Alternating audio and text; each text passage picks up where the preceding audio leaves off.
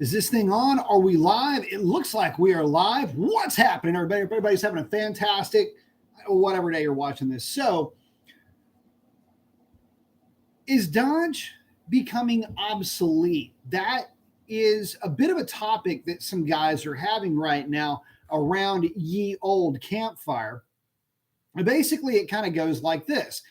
If Dodge, Mopar in general, is not actively pursuing the market that they helped to create with the Challengers and the Chargers, your Trackhawks and the TRXs and the like, if Dodge is not actively going after the American muscle car buyer, that demographic that wants the big, unapologetic muscle car, not sports car, not pony car, but something that is what Dodge has been making for the last number of years. If that isn't what product is coming out of those factories, are you a player? Are you even in on this? Whether it's from a new car perspective or maybe further along down the line, maybe some other type of mode of transport. Has Dodge lost you? Has the marketing made you feel like you've been used in some sort of way? Again, is Dodge becoming obsolete? Now, we need to make the distinction here. Obsolescence has nothing to do with nostalgia. Something can be nostalgic, something can be cool, rusty, interesting, without being a bad thing. Obsolescence means that it is really no longer fit for whatever purpose it was originally put out for. In other words, an obsolete race car. It was fast in its day, but by modern standards, it's just not as good. Doesn't mean it's not nostalgic. It's pretty cool in that respect, but it just doesn't get the job done by the day's standards that it's being judged against. Well, does Mopar already fall into that obsolescence? See, the problem is that with Mopar, you're immediately going to start to compare it to the now almost soon to be released S650 Mustang. The problem with that is that obviously they're two completely different cars. They're really not even supposed to be compared in a way. I mean, the Mustang will never be able to run with a scat pack, drag pack for drag pack on a drag strip. That's not its intended purpose. Scat Pack, on the other hand, isn't going to hang with a Mustang on the big end. But again, it's not its intended purpose. Well, it's kind of hard to have a comparison when there's no other car but the Mustang. And in that case, obsolescence for a lot of folks, the word changes meaning. It means no longer. It means no longer a part of my life and no longer a part of my plans. I'm comparing the Challenger in this case, and the Mustang, only because it bookends a specific driving experience. They can literally coexist in the same garage and get along just fine, unlike a Camaro. But I guess the issue that I'm really kind of getting to is with Dodge not making the Challenger anymore, does the brand mean the same thing to you? Is the brand itself going to become obsolete when it has no heart and soul to go along with it? I say that because so many folks that I've talked to, you guys out there, I've talked to y'all about this on live shows. Y'all have commented on other videos saying the electric vehicle has no soul. Without internal combustion, without the V8, Mopar has nothing really to sit on. And it's true that performance out of those vehicles, a hybrid inline six twin turbo, would be incredibly fast, but would it still have the same soul? Would it still draw you into the dealership to buy the other vehicle that you might be looking to get? That Hornet, for example, that just gets you from point A to point B. That Ram pickup that you might need for work. Do you start looking at Ford now? Do you start finding the flaws in Dodge and Ram? Do you start to see the inadequacies? Lots of trousers. You know where I'm going with that. Is it interesting now that with Dodge basically already having checked out, more or less having short timer syndrome, putting together a, for lack of a better way of putting it, an armada of sticker package cars and really turning off their base, does that type of car become, well, does it become a bit of an insult to you? And this is another part of the conversation. We can talk about the obsolescence, but the other part of this conversation has to do with another question that's come up just in chatting, along with the fading grace of the Challenger and Charger. Do you find it insulting on some level with these outro projects that they're throwing out there? In other words, the last calls. Do you find it offensive that there is a fleecing of obsolete nostalgia? Remember when I said nostalgia doesn't necessarily mean that it's obsolete? Well, you can be nostalgic, but you can also be nostalgic and obsolete. That's where this comes into play. When Dodge is putting out their last call packages, they're dredging up nostalgia from back in the day and not by today's legends, not by today's influencers, not by today's creators, not by today's brand drivers. Do you younger guys feel like you're being left out in the cold a little bit? Do you younger guys get a little bit offended that the guys that maybe you were looking at and looking up to as the modern Dodge influencers of the day, the way that the King Daytona, whatever that is, or the Black Ghost, so-called legend from back in the day, do you find it weird that they're only seemingly pulling nostalgia, if you will, for what is now their obsolete platform from so far and so long ago? Do you find it curious, old guys? Do you find it curious that, oh, I don't know, certain names like Richard Petty aren't being brought into the fold on this? King Daytona, the only king that I knew of when it came to Mopar when I was a kid was the King. Richard Petty. The only other the King there was Elvis. So the idea behind not bringing in those legends for you older guys out there, fellas of a certain age, if you will, kind of strike you as weird. Hey, where's, I don't know, Sox and Martin tribute? Nothing along those lines? That's really weird. That was such a big part of Dodge marketing back in the day. I can't see how they're not involved in this. And what about the Ram Chargers? What about the Ram Chargers from Mason Dodge? Where are those guys at? You know, I find it strange that they're throwing out these tributes to, wow, it used to be street racing, and wow, I still don't know what King Daytona is.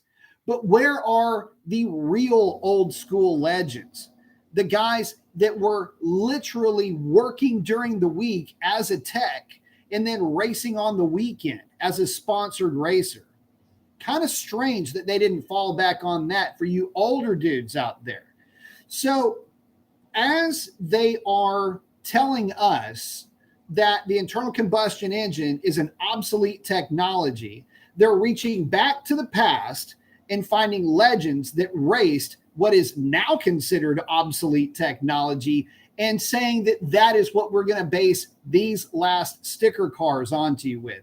It just feels a little bit weird. And I can tell you that from folks that I've talked to and from just some of the conversations that I've had and where the conversation is going, there's a lot of folks out there that are saying, well, I came to Dodge or I came back to Dodge only for this one car. It could have been a Charger, it could have been a Challenger.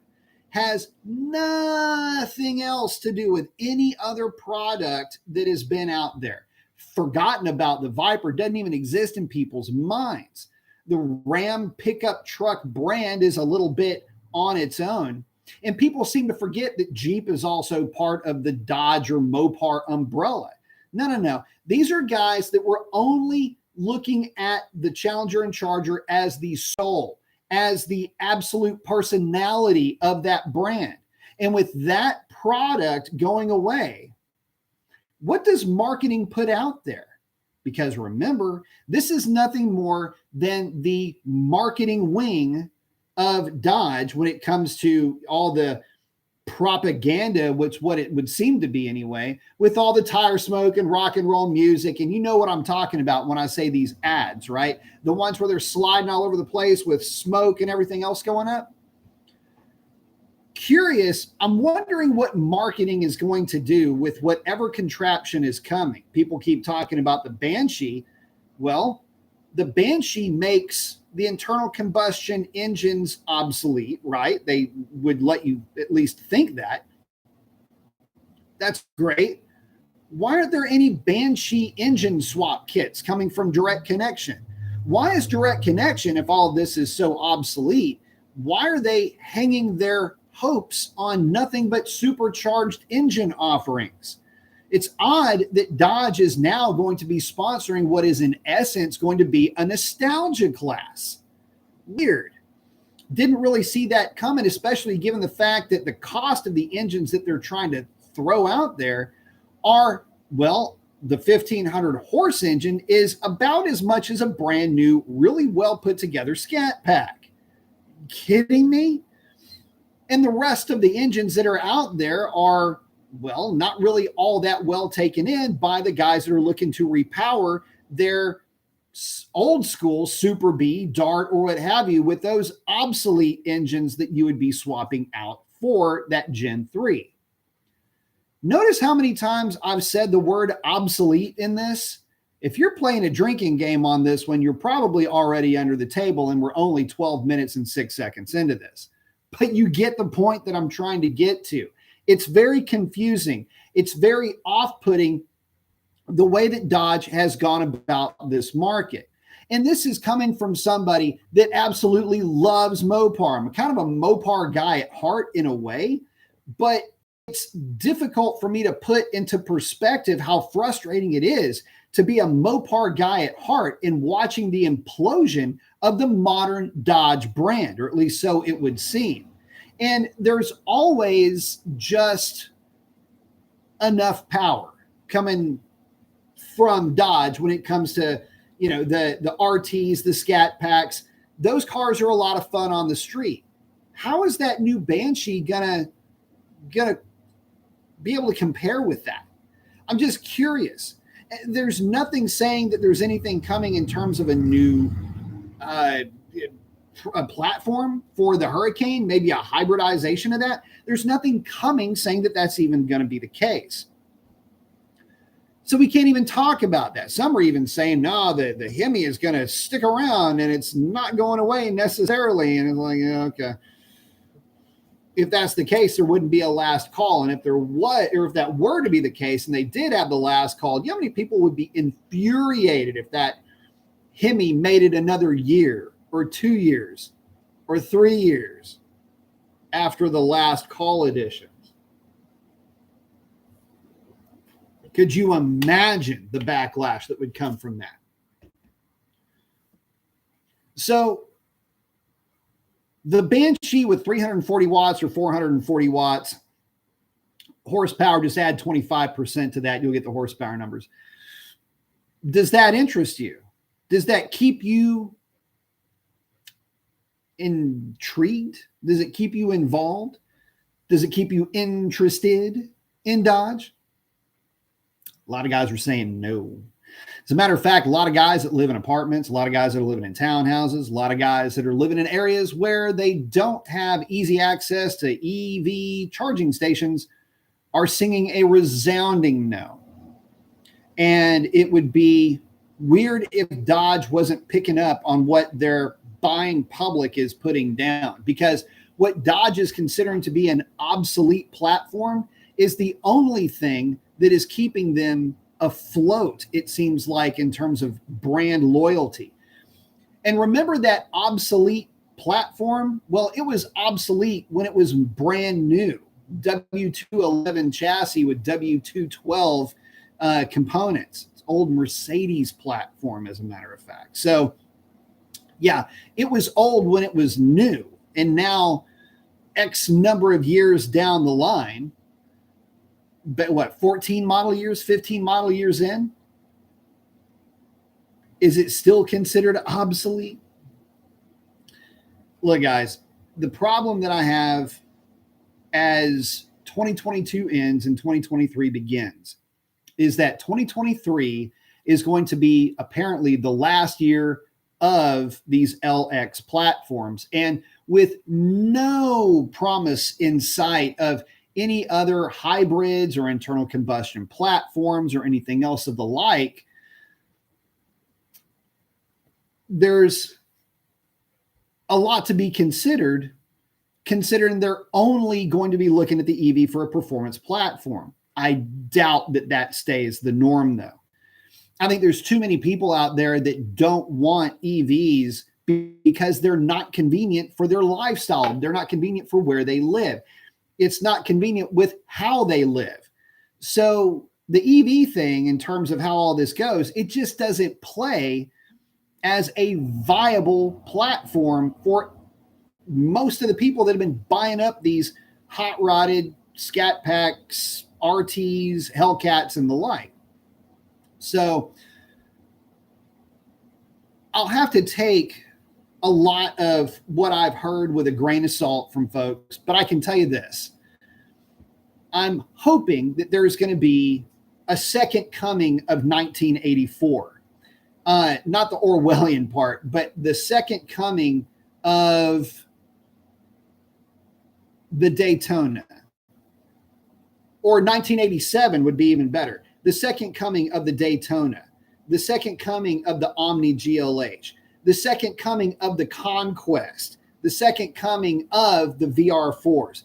These are the types of cars that would actually play really well today, especially if paired with that Hurricane inline six. Sounds like it would make a really good combination. Think about that. 500 horsepower, 400 horsepower of very torquey, very responsive inline six power would walk in lockstep with a Conquest reboot. Holy shit. Okay, so the very young version of the bald guy you see before you, if they did something like that. So for everybody that's in love with the Challenger, there are people of a certain age that weren't alive when the Challenger was a muscle car, was a real muscle car. But they were around when there was the Conquest. They were around with the Daytona. They were around with the Dodge 600 turbos. They were around when all of this started really kicking off. The GLH, the Rabbit Killer, the GTI, in other words, killer. There were so many super cool, neat cars like that. So many cool nameplates that they can bring out. They already trotted out the GLH sticker on the Hornet. But you can see where I'm going with this. Super cool if they did something like that. I would be one of the first to pick one up. And whether it's a 500 horse with a hybrid, getting it to 650, something along those lines would be really sweet. But this is a time for Dodge to start looking back at some more recent obsolete nostalgia to start pulling from, because they are losing at an astonishing rate the people that were around to buy the original cars when they came out, or to have even seen them when they came out at that rate. So again, guys, there is a way for Dodge to keep this relevant, this brand, this marketing, this vibe, this energy. There's a way to keep it relevant. They're going to have to go back old school, but just not all the way back to original school. With all of the politics that surround the EVs and the hybrids and everything else, those are the same politics that made Dodge make the Daytona, have the DSM with the Conquest. Oh, could you imagine a Talon? Bring back the Eagle brand and have a just reboot all-wheel drive Talon, Hurricane hybrid. I would freak out. I mean, I would have ponytails blast right out of the side of my head. I'd be like a little schoolgirl running down to my Dodge dealership if they did something like that. I would flip out. All my DSM folks for the Conquest, for the Talon, any of that kind of stuff. It would be, again, the stealth, right?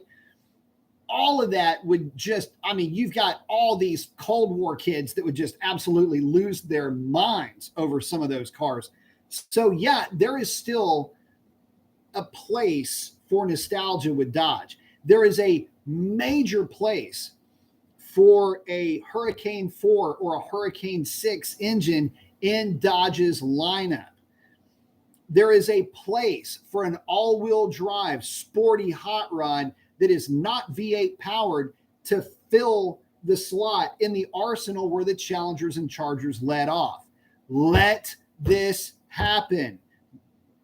It has to happen, because without that, what else is there to look forward to? And I don't want to, EVs are not an option for this conversation, by the way. I don't care how fast they are. That doesn't matter. One of my favorite things that I heard, by the way, about EVs is, yes, you can cook a hamburger in a microwave and it will cook faster than if you grill it. But which one would you rather have? That is where I'm at with this. So Dodge, yes, I understand the internal combustion is obsolete. I understand that the wave of the future, if you will, is through EVs. At least from a performance, an outright performance point of view. But you've got a major competitor that is ducking that particular tide. At least through the next 7 or 8 years, you've got the Mustang S650 that is going to be championing the internal combustion engine. There's got to be a way. I mean, you've already got platforms in play, I'm sure. There's got to be a way to put the Hurricane engine into a platform, call it the Talon, give me one in black and gray two-tone, all-wheel drive. I'm going to put raised wheels on it. I'm going to put drag radials on it. I'm going to go out and do smoky four-wheel burnouts and go run nines with this thing and be laughing all the way down the track with it. And I promise you it would be easy to do. At least every bit as easy as getting any other hot rod into that number. And especially if it's a hybrid variant. Oh, could you only imagine? And that's the kind of nostalgia I'd like to see, because we've had enough at this stage of the Challenger and Charger. It's not going out the way that I would have hoped, keeping in mind, though, that it was supposed to have been a done deal back in 2018. Remember that, guys? Yeah, we were supposed to not have a Challenger and Charger or an LX platform after 2018. The Demon was supposed to be the last hurrah of that platform.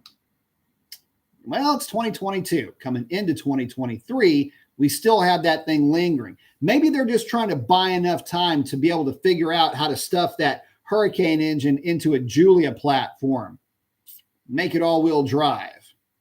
Or make it rear-wheel drive, Julia platform, hybridized, call it a Conquest, make it look like a doorstop with a fin. All right, that's the fun part.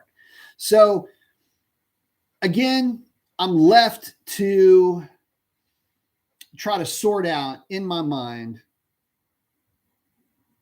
is this the end for Dodge? Is this the end for Dodge for me? Is this the end for Dodge for me to buy a new vehicle?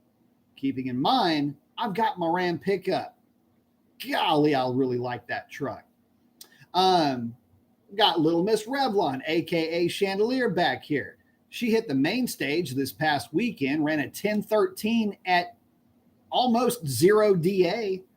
It's like negative 200-ish, whatever it was.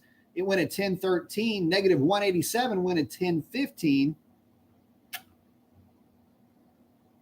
And the car was chasing humidity. I got to say, pretty happy with the way that runs. So I got to ask again, Dodge, what are you planning on doing? Because it seems to me the longer you hold out on giving us information as far as what you're up to and what we can expect moving forward into the future with an internal combustion engine, you're calling your buying demographic obsolete. The demographic that has been buying Challengers, that youngest demographic that you seem to hang your hat on, Dodge, are they obsolete too? Are the people that want that type of, I don't know, powertrain, platform, product, are they obsolete? Is Ford building an obsolete car with that soon-to-be brand new S650? I don't think so. I don't think so at all. I think they're building a fantastic car. And I think Dodge really should sit up and take notice. This is the time, Dodge. You've only got, by looking at my calendar here, a month and a half to sort this boat out, get it pointed in the right direction, because she's listing. And the list is caused by everybody on that boat going over to one side and looking at that Ford, that real pretty Ford sitting right over there at that Ford dealership, along with that F-150 Ford pickup truck and that Ford Explorer and all the rest of those blue ovals that are sitting over there. What you got to show, Dodge? Because by calling out the internal combustion engine as obsolete and by pressing the EV narrative, you've got so many traditionalists that have been paying your rent, your kids' tuition, that light bill, that trip to Vegas you took. Yeah, your traditionalists have been paying that way for a long time. And you've been marketing specifically to the traditionalist, not to the up-and-comer. No. Not to the up-and-comer, because you keep driving a supercharged narrative.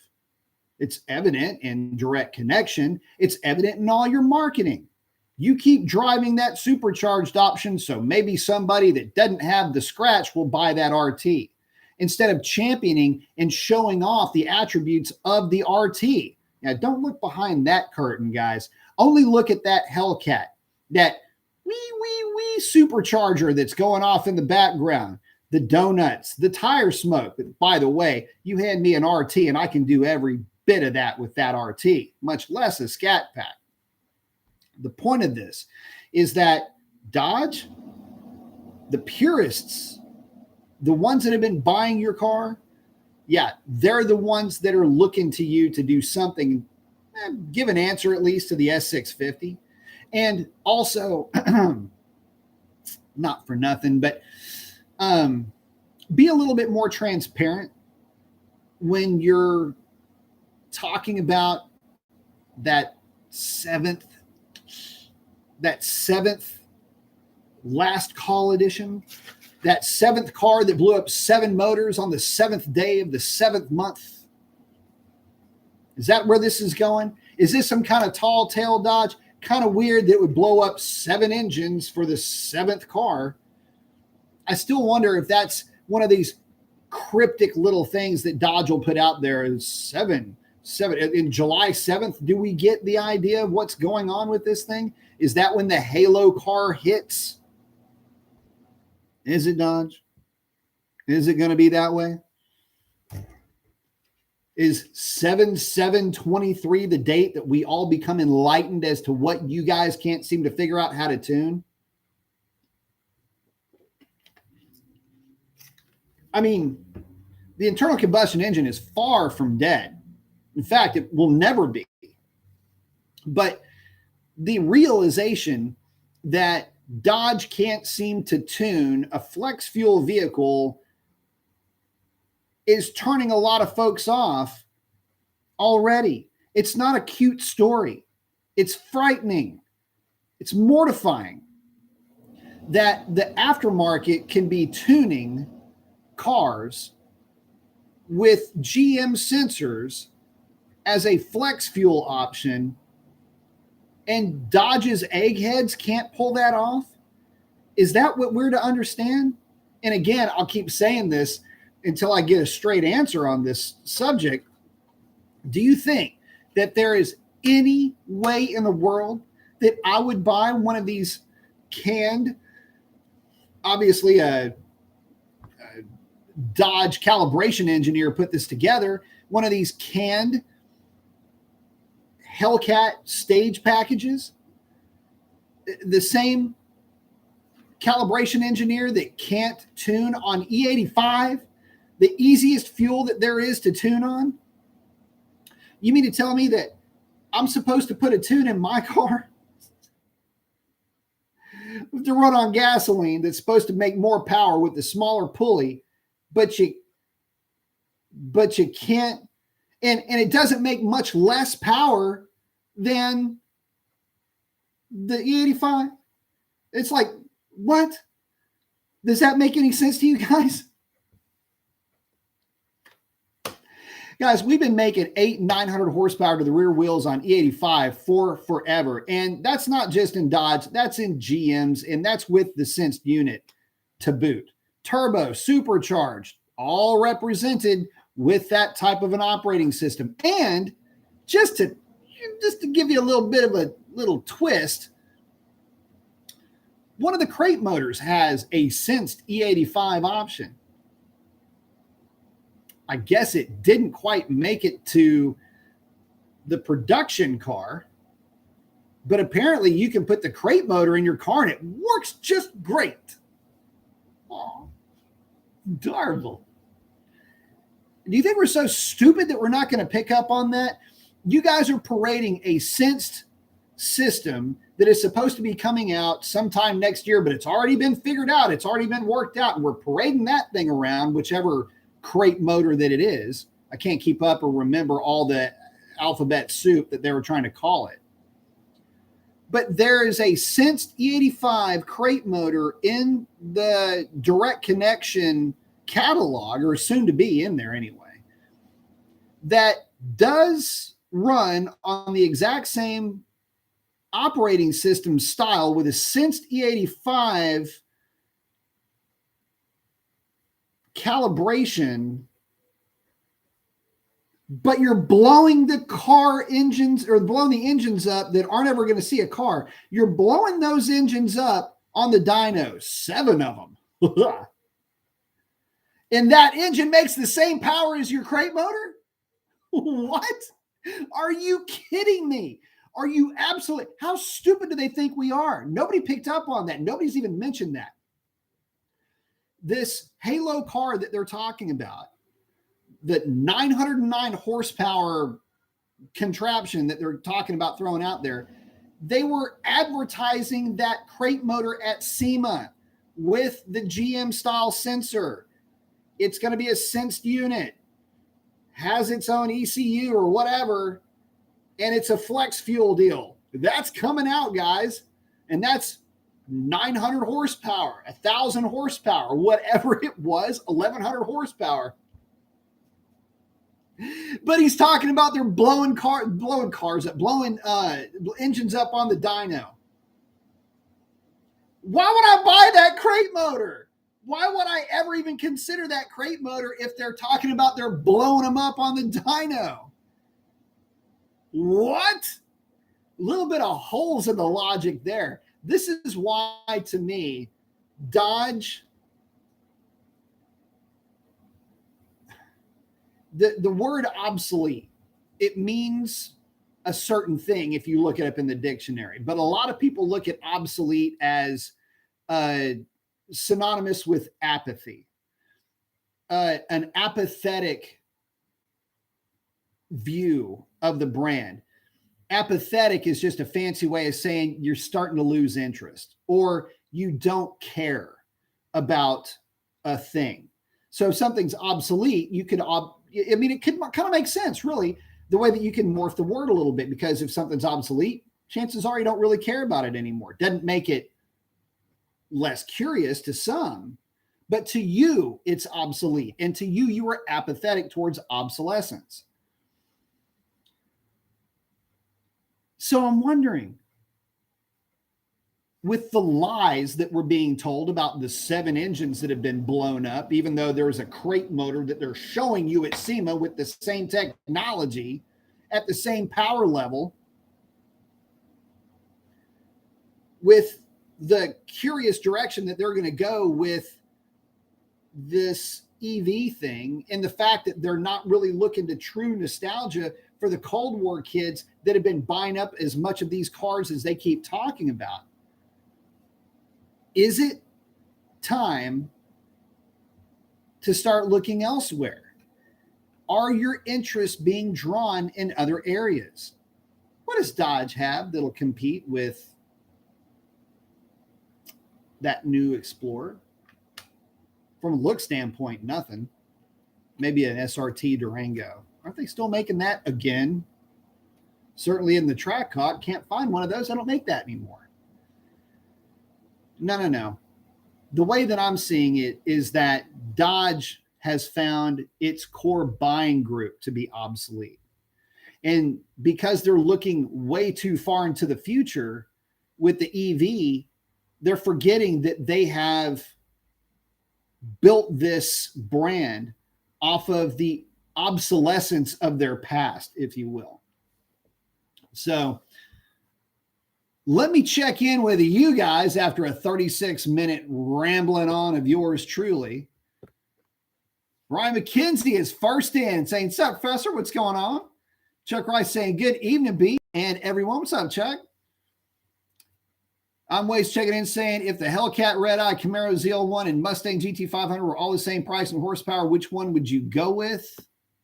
Why would I limit it to just one?" Not a fan of the GT500 because I don't like the DCT. Not a fan of the ZL1 because to me, it doesn't do everything as well as I would like for it to do it. I would pick the Red Eye because I would take that thing on road trips, and I like a big car. But it'd be a toss-up, really, depending on where my heart was at between the ZL1 and the Red Eye. Ryan's saying, "Feels like nothing but propaganda in the marketing." Yep. John's asking, "Are they actually going to come out with a stage 2 for the Scats from Direct Connection? That would interest so many." Don't hold your breath, my friend, because the NA stuff has been put on an indefinite hold through Direct Connection. And I hate to be the one to tell you that or break that news to you, but it's true. Ardell's checking in saying, "Hey, B-Chuck saying my Scat isn't wimpy. Far from it." That's right. Again, one of the best values on the road. Scat Pack. Put a tire on that thing, and it is very difficult to play with, especially street light.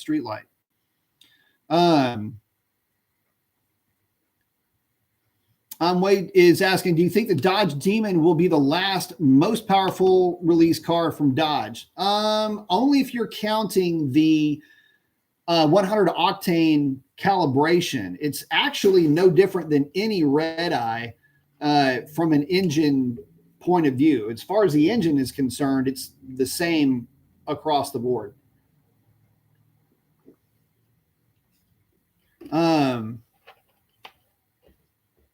Let's see. Marco Muay Thai, what's up, man? I sold Red Eye, lost a lot, but I got the regular cab with the 392 rear and limited slip.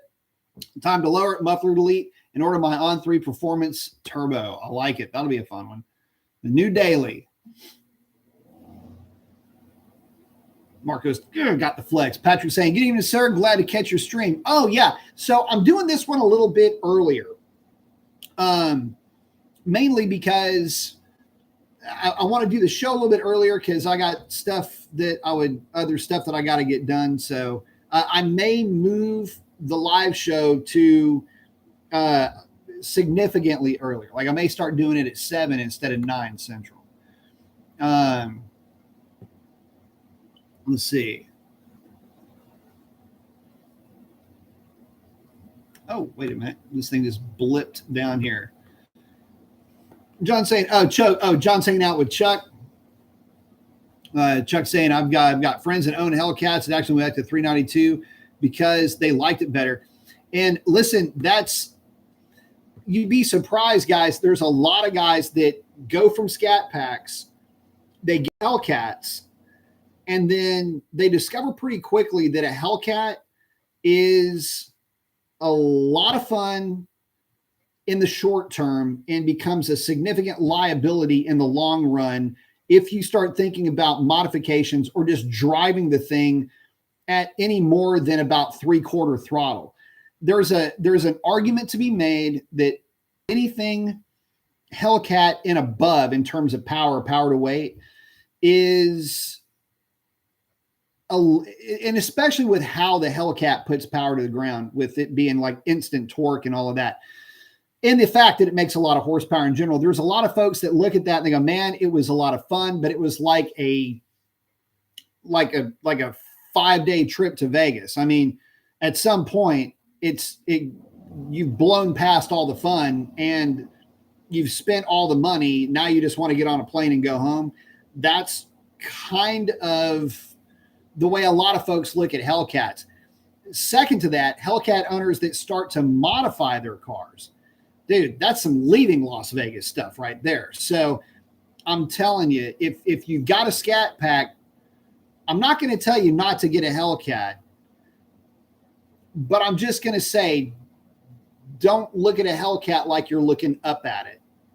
You're not. Most of the guys with Hellcats will, if they are being perfectly honest, will admit that it really is a little bit much.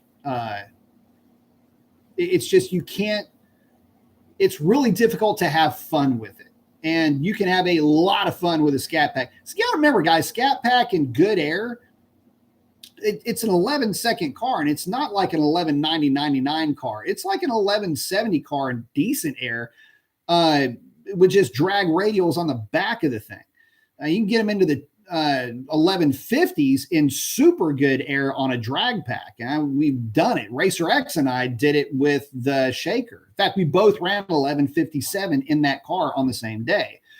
So, yeah, there's nothing slow or slouchy or not fun about an 11-second car. There's some guys that'll tell you that the Scat Pack is too much. Now, I would tend to disagree with that, but there's a lot of guys that say, look, a perfectly put together 5-7 combination is even better. So just remember, just because it's more doesn't mean it's more better.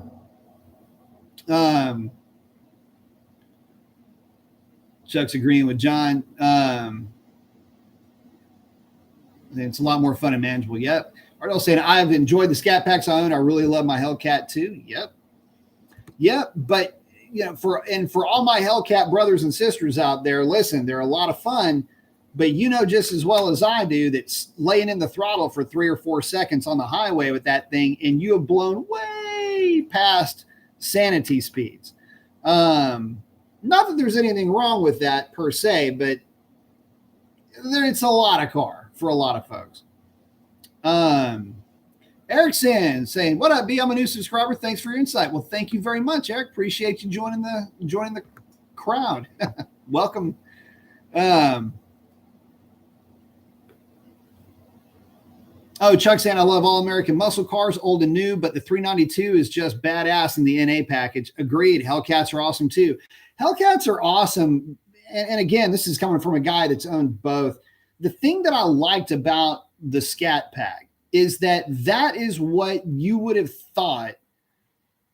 Like if you had never driven a performance car, if you put a set of drag radials on the back of a Scat Pack, that's what you would have thought an old school muscle car drove like. Lots of torque, real snappy, very muscle car-y.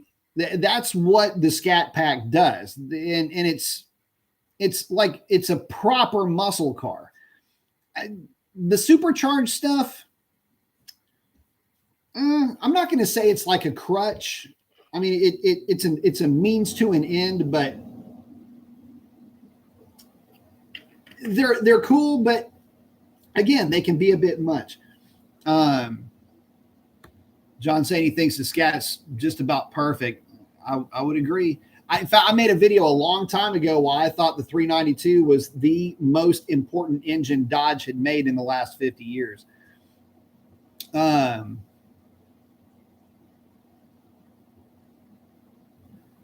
Chuck's saying for the street, Scat's sick. Yeah, they are.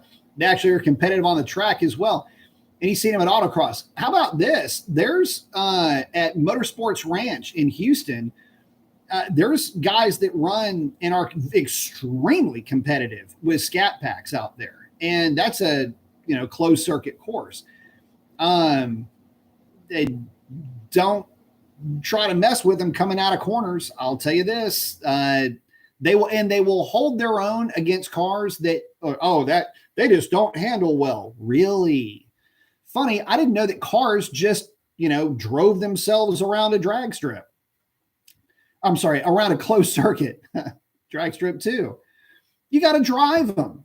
And it's interesting that the guys that get good with those cars give Mustangs, Camaros, everything else on the track fits. So, are they really that bad? Or is the person criticizing not very good? Helton saying, yes, I'm playing a drinking game. Thank you for killing me. Nice. Obsolete.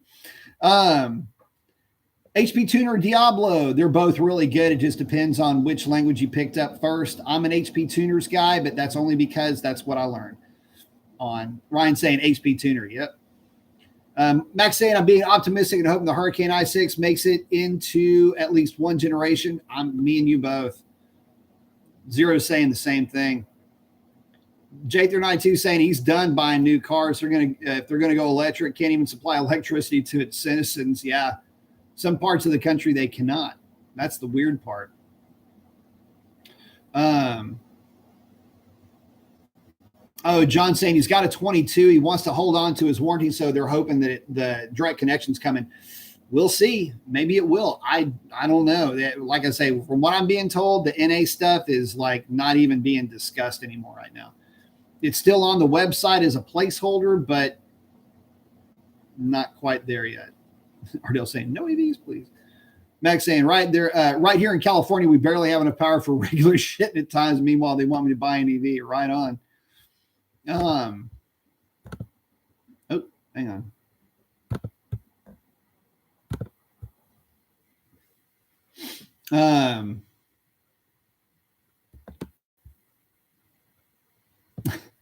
Cal saying, well, I guess Dodge is too busy blowing up engines to be concerned with any criticism. Yeah, y'all know what I feel about that. It's absolute bullshit. J392 say, how about the Stealth? Yeah, I mentioned the Stealth and the Talon, dude. Yes. God, I love that car. I don't know what it was about the Talon. I was just such a big fan of that thing. David saying, hit the like button. Yes. Hit that like button, guys.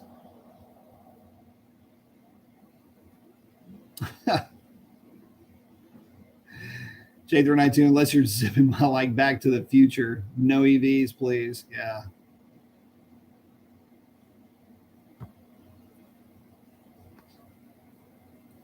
Ryan said, I'm dying right now. Doorstop with Finn. I'm telling you, man, that's the way a lot of those cars look. The Conquest, the Starion, if you will. God, I love those cars. If you don't know what I'm talking about, I'm rattling off some car names that you've never, ever even heard of.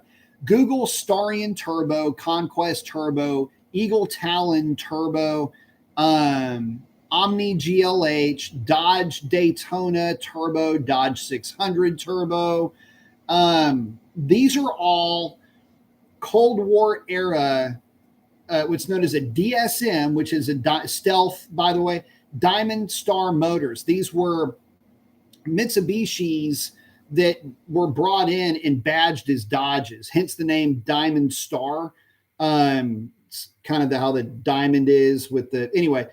And they were sold in Dodge dealerships. And the Talon was a brand. It was the Talon and what was the other name? Not the Laser. Anyway, that awesome car. And for a hot minute, by the way, guys, for a hot minute, the Talon was the terror of street racing. There were many a V8 got scalded buy Talons back in the day. All-wheel drive, and Conquests too, by the way, Starions, if you will. Lots of V8s got just torched by those things. The Conquest would be the competitor to the Porsche 944 Turbo. Not quite as fast, but still upgradable. There just wasn't anything for the Talon, though. Nobody had an answer for that thing. In all-wheel drive form, I don't know how much power it was using, but you could use every one of them. And that would give guys fits on the street. I remember Talons and 4-cylinder turbo Mustangs that would run in the mid to high 11s back in the day. And the Talons would do it on the street. I mean, it was stupid. Anyway, I mean, they didn't hold together very well if you didn't do it right. Don't get me wrong. Nothing's bomb-proof, but they were lightweight, all-wheel drive, and they would absolutely put fools to shame on the street.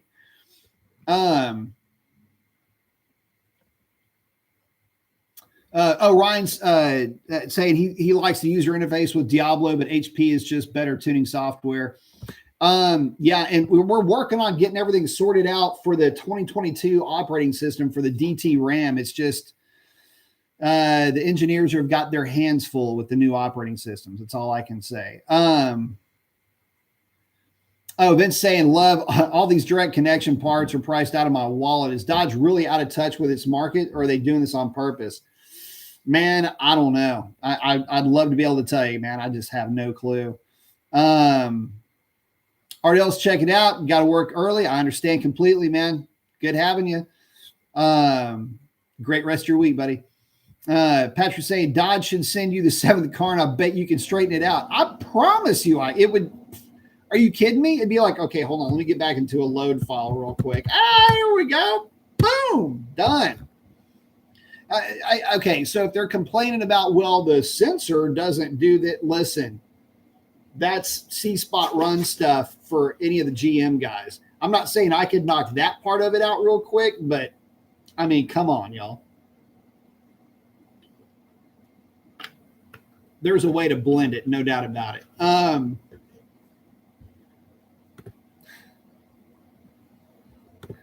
Hang on. Here we go. Let's see.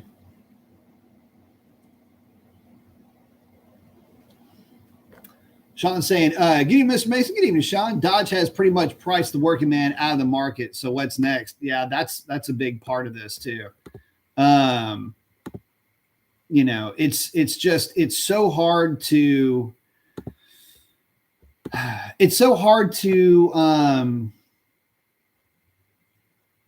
wrap my head around the costing of some of these cars today too. But yeah. J392 is drive through a puddle and ruin your EV. So interesting about that though, too, you know, EVs are dangerous for a lot of folks for a lot of reasons. Very dangerous for firefighters because when lithium batteries go up, I'll put it like this. Google lithium metal in water, not and water, lithium metal in water. And you tell me if you'd want to be a firefighter spraying a car that's got lithium, exposed lithium and all the rest of the caustic juices and giblets that are in a battery, all that smoke and everything else. Would you want to even be near that thing? I don't think you would, but check it out. You'll find that that's interesting. Dennis is saying, amen. Like it. Oh, he's got the prayer. Sorry.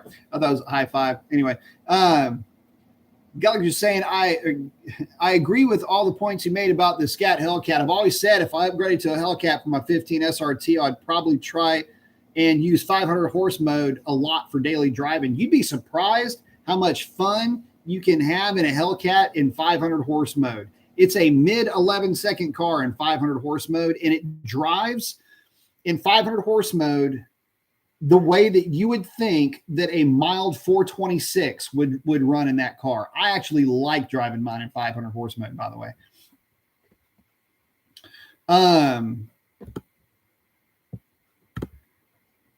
I'm way saying Dodge takes away from their own cars, like giving Demon rims to the new Scat Pack and Super Stock. That's making the Demon less special.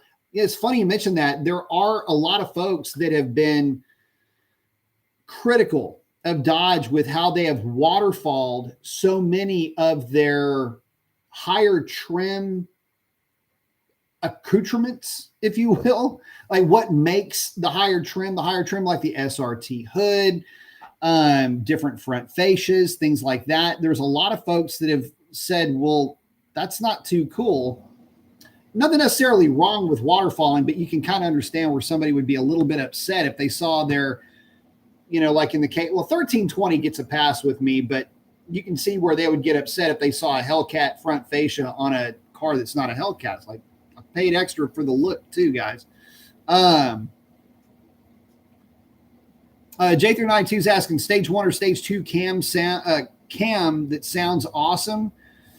I mean, if you're just going off the shelf cam, HRT stage 2 is probably like you'd be doing really hard to do better than that cam overall. But I've put together cams that what's weird is how really close one of my custom grinds is to that HRT, using comp to grind my cams. But anyway, the HRT stage 2 is really good. And I would like to see it on a tighter lobe separation angle. The reason why it's not on as tight of a lobe separation angle is because it's got to be friendly to tuners and it's got to be able to appeal to the masses. So it's not going to be quite as rowdy as one that is ground a little bit tighter on the LSA, but overall, power-wise, it's a very good cam, and it's probably one that if I didn't know cams and if I wasn't a guy that put cams together and spec cams for guys, if I were to just say, and really as somebody that has done that for a while, if I were to say, look, just go get a cam, that would probably be the one that I would say go get. Anthony Z Automotive, from what I can see, used new Chargers, Challenger Chargers are starting to stack up in inventories, which they are. Thinking Dodge did not anticipate how things would not be received by fans. So funny you mentioned that. There's no accounting for the turnoff factor. And a lot of guys, with the fact that they're asking a lot more or not giving any discounts on sticker. But along with that, there's a bit of a turnoff from the brand themselves. So that is something that is, again, it was something that was not necessarily accounted for. Tim Kuniskis, in one of the interviews that I saw, had said something to the account, I'm paraphrasing here, but something to the effect of, they lost something like 60% of what you would consider to be a positive brand. Positive brand assessment, or one of those types of things. Like, in other words, they lost a lot of their fan base by killing or announcing the death of the V8. And a lot of people started to look at the Dodge and they're going, man, I don't know if I'm all that worked up about it. So, especially in light of the S650, but more to the point, in light of dealers asking well over sticker. Here's something for you. When I was looking to buy Stormy, this bled into the trucks. When I was looking to buy Stormy, it's the 2022 Ram 1500. By the way, when's the Taser going to be ready for the 2022s? Anyway, when I was looking into the Ram 1500, they were using a $5,000 added tag as a negotiating tactic. And that was on the Scat Packs. And it was also on the Rams too, but I just happened to notice it on a Scat Pack that was sitting there. This is at a dealership that I didn't buy at, by the way. $5,000 add a tag. And then it was, well, we might be able to knock it down to $1,000. Like, ain't doing me any favors here. I mean, it's a clean looking Scatty, but come on, man, you're going to pay $5 large over sticker. That's just not going to happen. So anyway, yeah, there's a lot of turnoff factor going on there. Now that will go away once they start working deals, and they're going to have to start working deals soon because that inventory is stacking up. Will Talk saying, hey, Professor, great chat. As always, I had a friend back in college in the 90s who had a modded notchback Mustang racing Eagle Talon. They were nose to nose. Couldn't believe it. Yes. I'm telling you, Eagle Talon, don't want to sleep on it. Back in the day, dude, they would absolutely rip. And a lot of times on the street, Eagle Talon guy would just put the car in gear and would hold. Everything back then was manual transmission too. They'd sit there and hold that thing at about 4,200 RPM, 4,600 RPM. And when the light turned green, just slip the clutch, but stand on the gas. And that thing would just right out of the hole. They would put 3 car links on you by the time you figured out how to get the car get moving. Okay. I mean, I'm telling you, they were easy to tear up because you're constantly tearing them up to drive them, but damn, they were a lot of fun. This is before so many of the Subaru stuff and anything else from any other manufacturer that would have been all-wheel drive. This is before all of that. And this was the predecessor to it. God, there were such neat cars.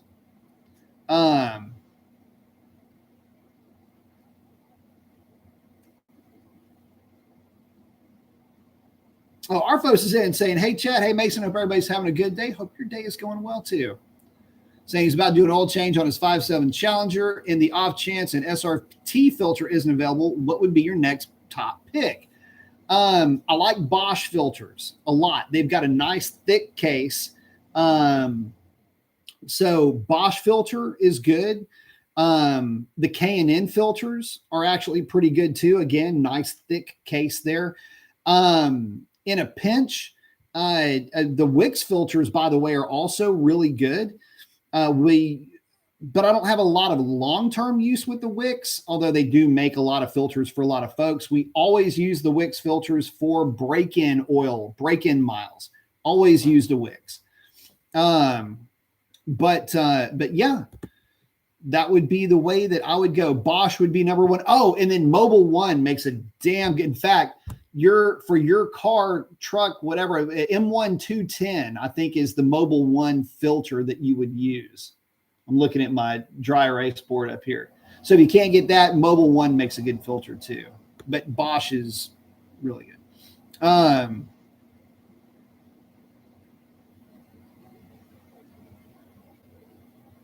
Chuck Rice. Kaniskus, the 8th dwarf. God damn. That's cold, man. I love it, though. Stellantis kiss ass. Brick Mania is saying, if I put drag slicks on my 2018 Scat Pack, do I need to upgrade the drive shaft or rear end to avoid damage to the car? If you've got an automatic, no. We just wailed on ours and never had any issues. So enjoy it. Get out there and have fun with it. And no, a drive shaft is not going to make it go any faster. I've already proven that on the drag strip.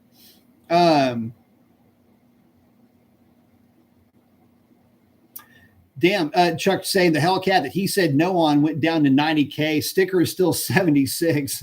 No thanks. Not even a super stock. Ugh. Yeah, no, forget that.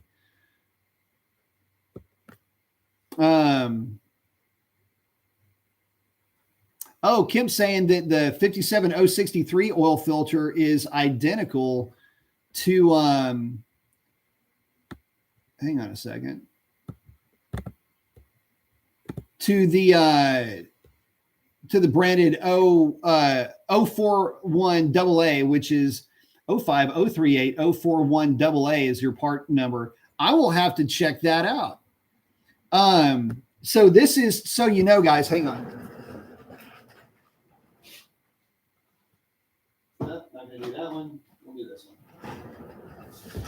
This is one of the reasons why I like the SRT. That's the layout of the filter right there. So, and I keep forgetting to do this. I'm going to actually pull one of these apart for you. I've got one that was a factory defect and one that was dropped that I'm going to be using in that, take a filter apart thing. So I'll get one of those filters and I'll see if it's the same. We'll just take it apart and find out. But yeah, the good thing is that it actually uses an actual spring at the bottom. I mean, this is a really, really, really good oil filter. So Wix's is, and the bypass, I think, on these is at the top, the way that a Motorcraft is. So I haven't taken this apart. My understanding is that bypass is integrated into the top, which is good. Hopefully you don't need it, but if you do, it's there.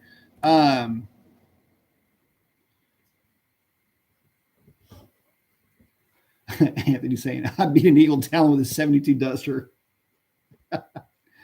Yeah, that would be a long race with that 318 two-barrel Duster. But on a right-hand turn, it will absolutely do pretty burnouts, at least on the inside tire. J392 saying Italy just said they can't move from fossil fuels. Yeah, no, you can't. That's not how it works. I mean, gasoline is a really, really good fuel just from a chemical standpoint. I'm always saying, do you think Challenger Hellcats and Scat Packs can do very well around a race course against Mustangs and Camaros? So for those of you guys that don't know, I actually have family that works at closed circuit racetracks. And not only do they do well, they do exceedingly well. Like they give as much, if not more trouble than they get from those guys. Tad saying, off subject, I used to have a lightly modified 95 SHO32 back in the day that would break hearts. Yep, the old SHOs were fast too.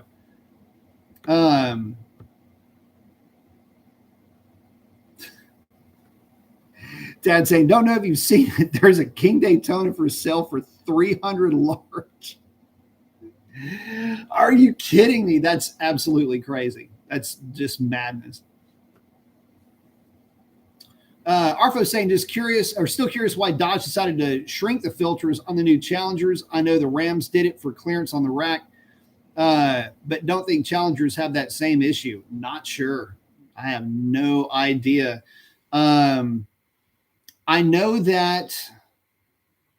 Okay, so the Dodge, the Dodge comes with this little, like a mini, this little airplane where you get the little mini bottle of Jack and the little mini bottle of Coke. It's like that size of the mini bottle of Coke, and or a can of Coke. I'm sorry, and I don't understand why they use that filter. It's why would you? It's literally have these on the shelf, and you would have why? And then they put them on dry. You can't get them off. It destroys it, and it makes them. Oh, anyway, yeah, bad deal on that. Anthony Z Automotive has got to check out. See you later. Good seeing you, brother.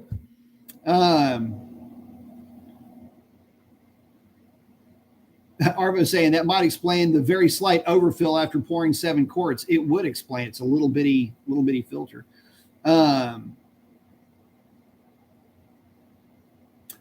I'm always asking, is a Corvette ZR1 a poor man's Lamborghini? No, but the new Corvette is certainly shaping up to be that way. Ted saying it's on eBay. Ugh. Cal's is asking, is it wiser to max out the IHI or just get something like a Maggie or a Whip or something else? Man, look, I'll be real with you, dude. If you want, it depends. I mean, how fast do you want to go? And if you want to go mid-9s, then a factory IHI will get you there on the 85. I mean, it's the most common a 9-second car at the drag strip is a 275 upper, 10% lower, twin pumps from engineering or injected engineering. Fuel injector connection, 127-pound injectors. Obviously running only on E85, no flex fuel for this one. And,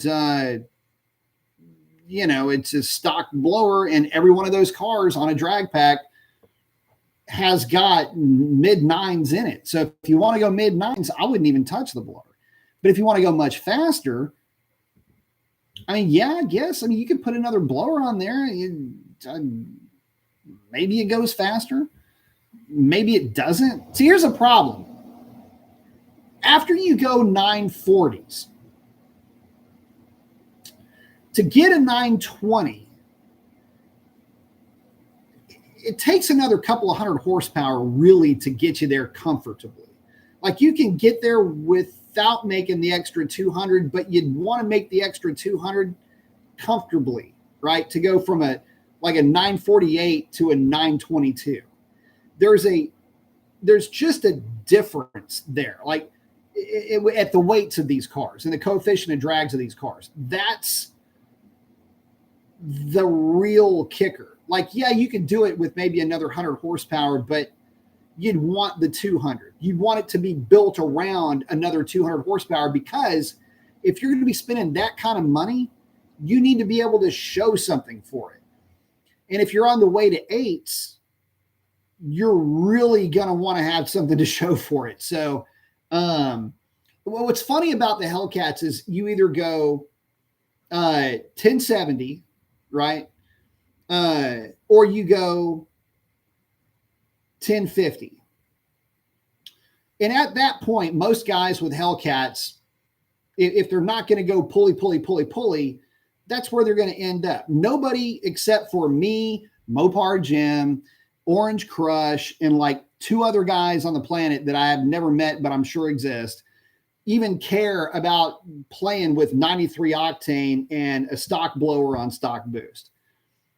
By the way, this past weekend, Little Miss Revlon dropped a 1013 at negative 200 DA. And for those of you guys that are in the know that is freaking screaming at negative 200. Just saying. Actually, there's, like I say, there's only a handful of us that are even messing with that particular configuration. So don't take my 10.0 or Jim's 10.0 or 10-teen coming from Orange Crush or any of those guys. Don't take that into consideration in this equation. We're just a bunch of nuts that like to try to do things the very, very, very hard way.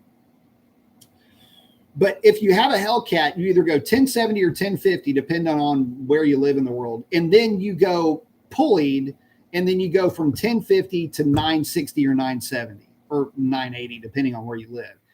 And then if you start dropping weight, then you start running in the 950s, 940s. That's just how it works. There's no like happy medium at 10.0 or 990 or 980. That you never have a happy medium there, because the parts, just taking parts off and putting them on, blow you right past that number and get you even deeper. So both its blessing and its curse when it comes to the Hellcat.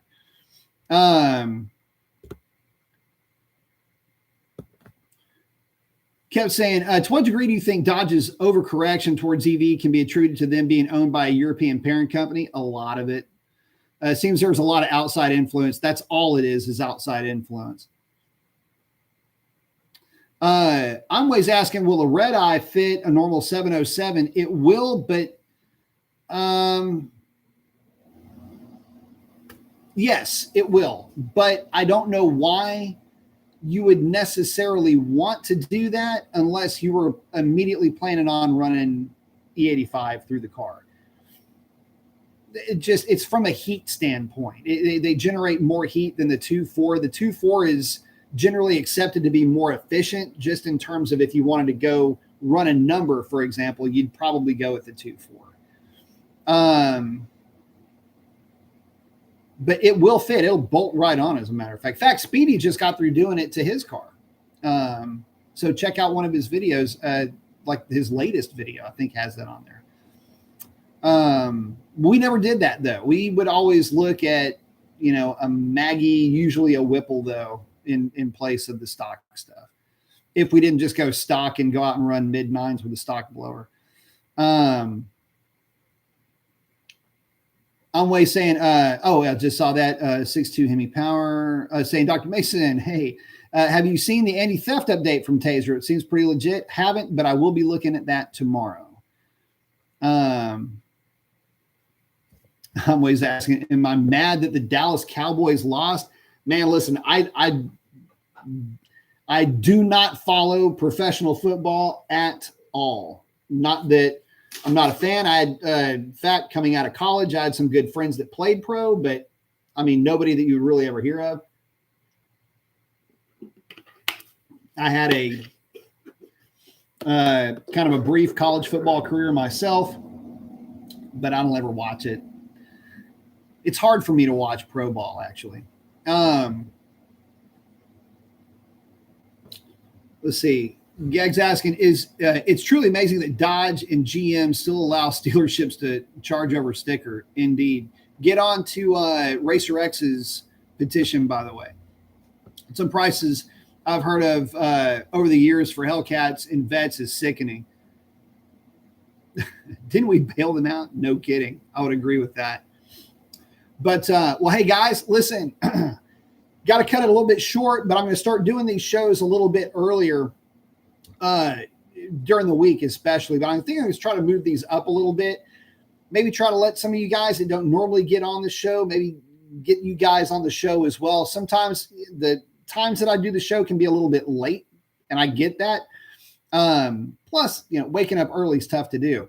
So, again, kind of going to move the format. The format's not going to change, although I may keep it around an hour and 15, hour and 20 minutes, as opposed to the 2-hour show that I normally do, just to kind of keep it fresh and moving along.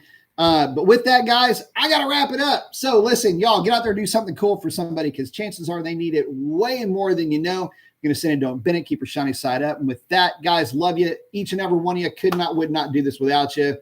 That's a wrap. Y'all have a great one. Adios.